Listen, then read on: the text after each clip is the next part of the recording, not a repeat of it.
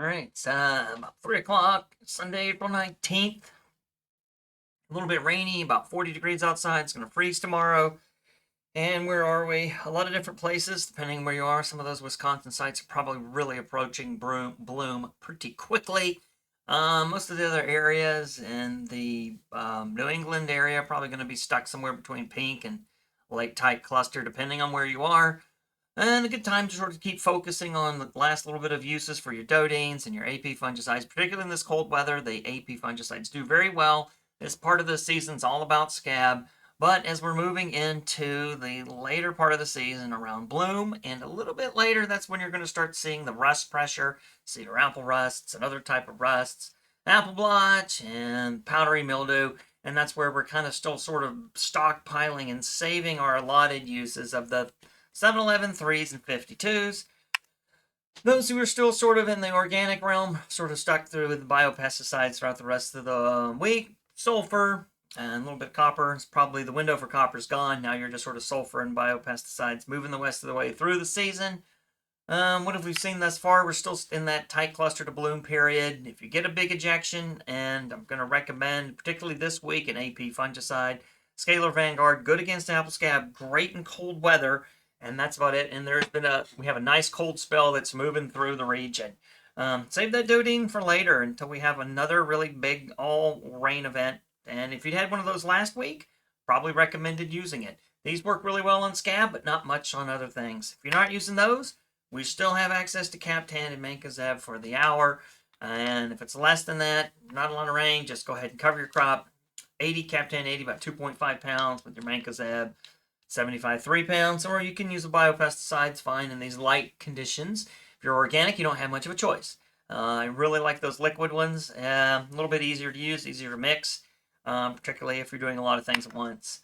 For organic, if you're having a really big wetting period, and for a couple places, I might have recommended going for the organic sulfur microthiol, 7 pounds 100. This should keep things well covered during a big rainy week, if you will. It's a little harder to wash off, lasts a little while, a little more residual than some of the biologicals. But if you're one of those places that didn't get a lot of ascospore injection or rain, we'll just stick to the biopesticides and do the best we can. With that, let's take a look at the forecast for the week. Into Connecticut. Let's see how they're looking. 16 looking. Am I already in fire blight? Yep. You don't want to see fire blight. Let's go back to the scab. There we go. That'll be a little bit better. There we are.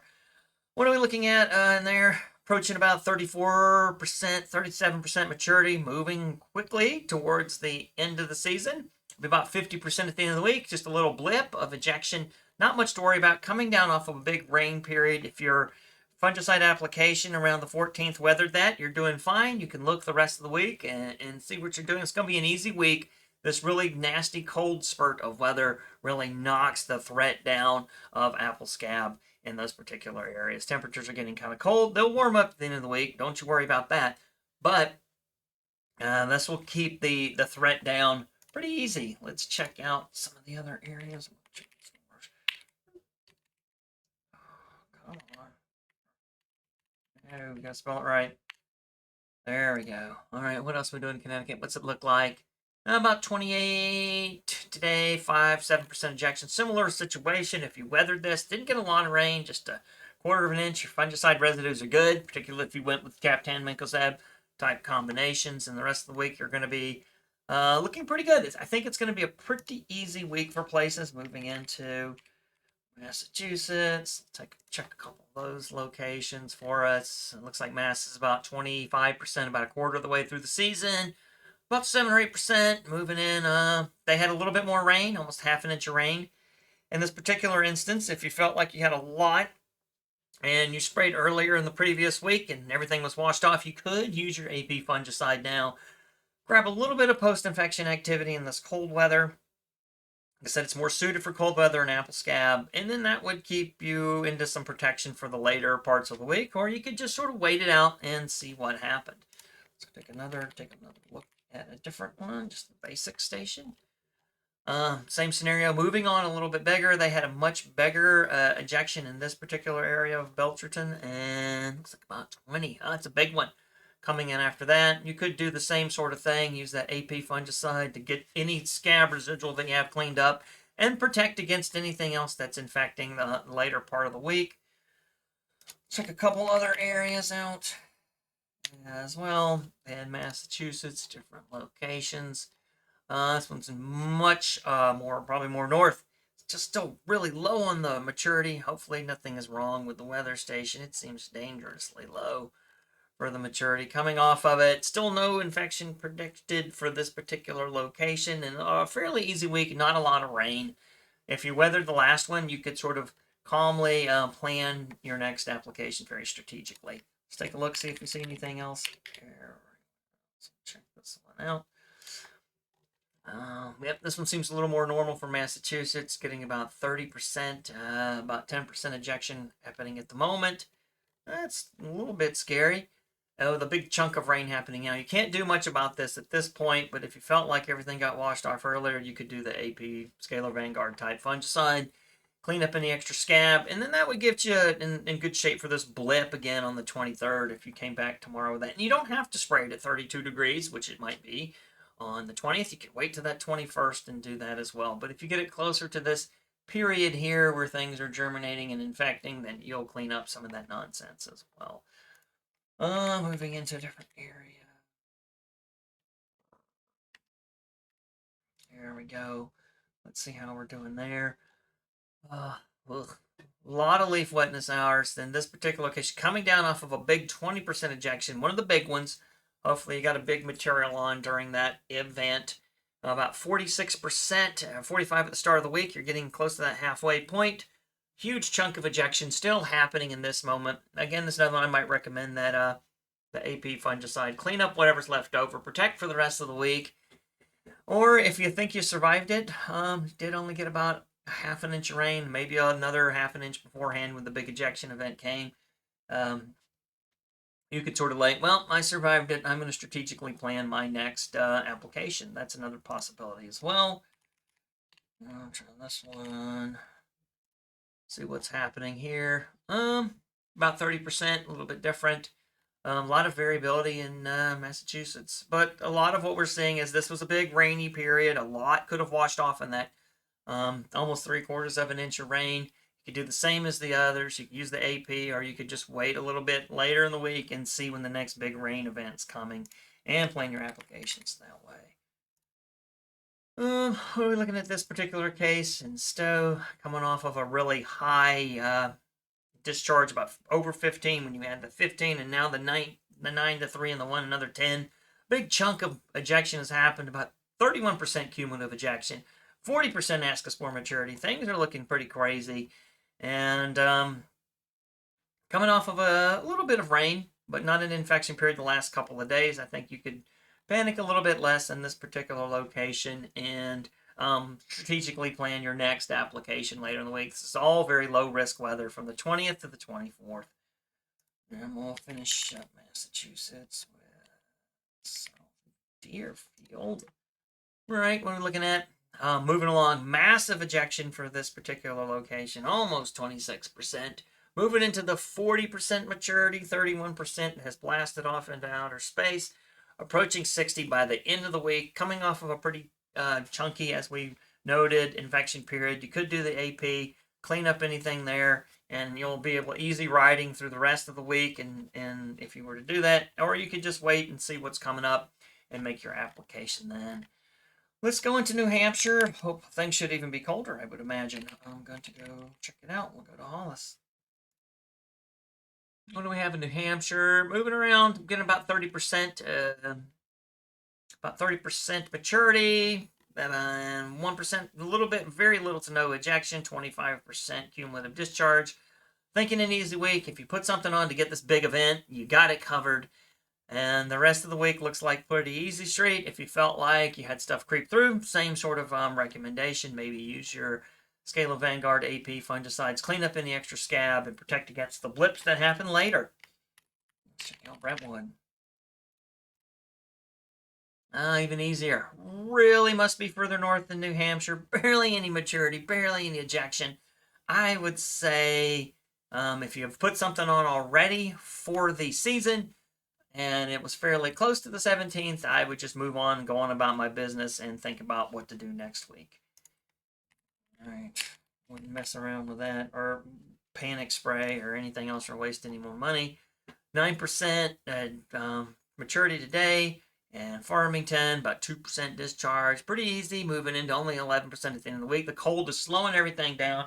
In this particular instance, if you have a situation like this where you got about a half an inch of rain coming off of a long wetting period, I might go ahead and put my Scala Vanguard down in that particular location, clean up any garbage that slipped through, even if that it is very low maturity, and then grab that little blip of leaf wetness infection that's happening on the 23rd. It's a cold one, so this is all great cold weather for that type of material.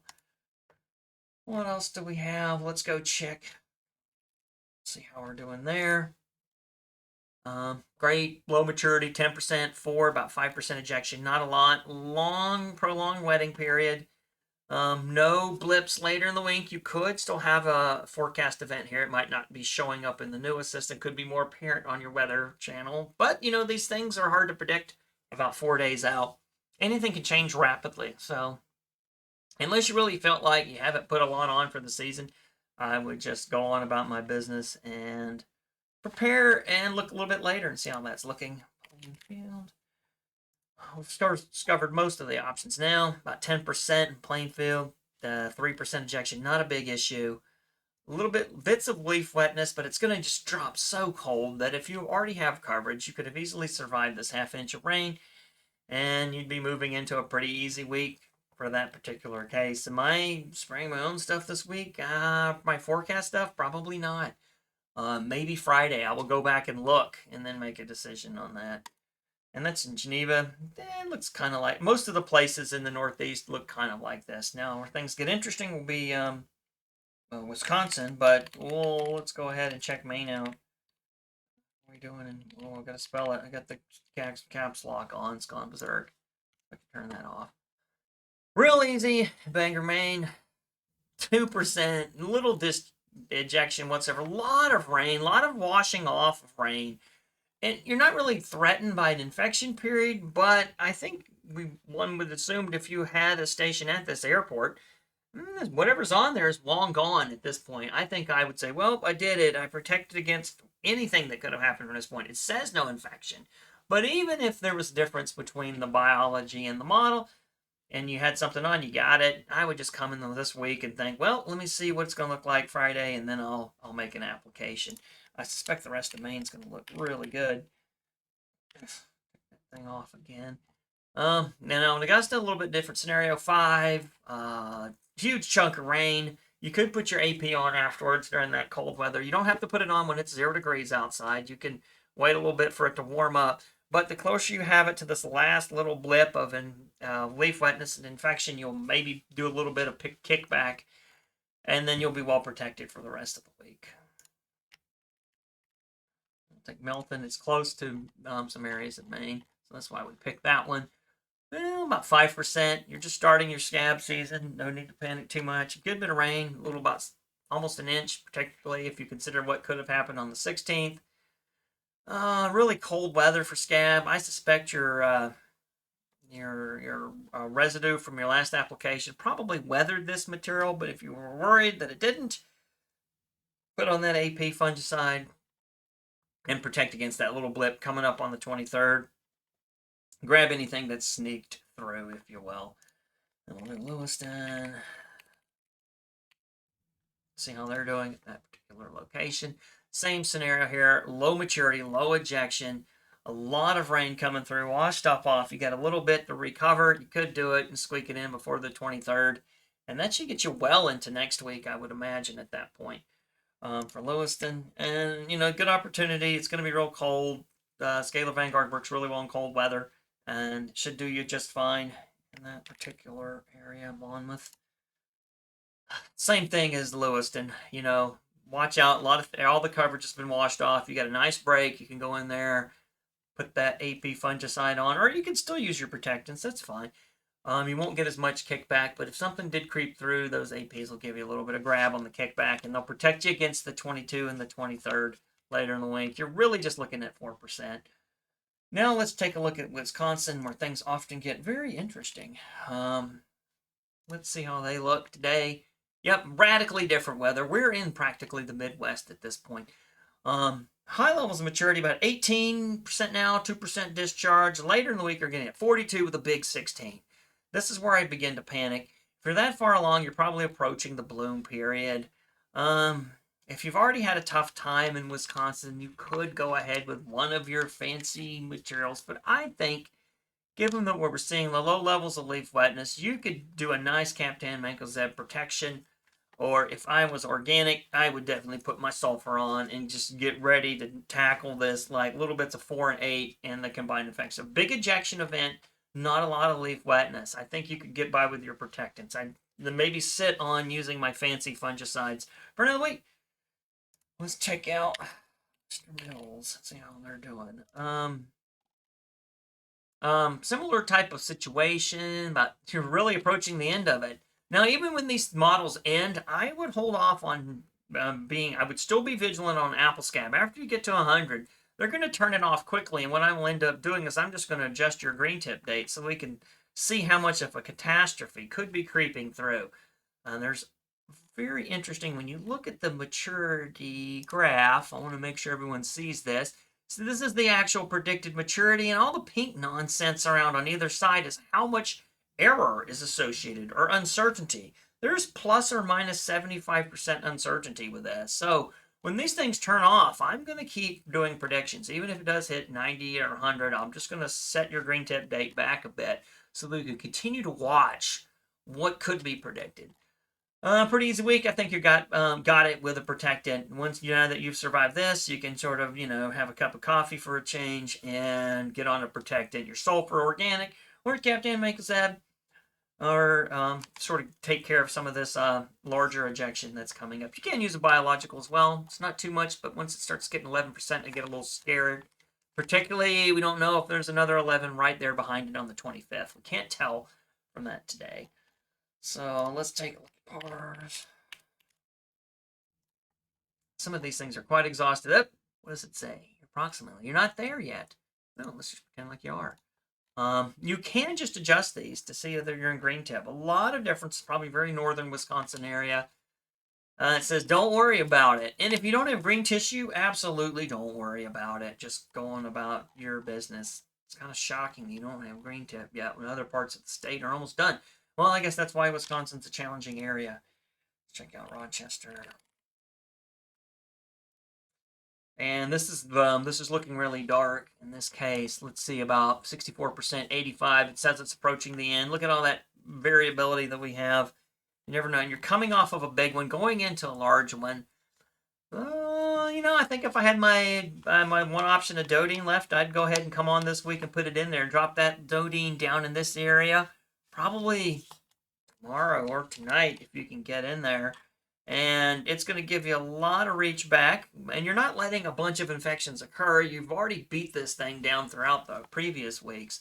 So it's not like you've got this accumulated population that's going to get resistance. They're probably pretty weak.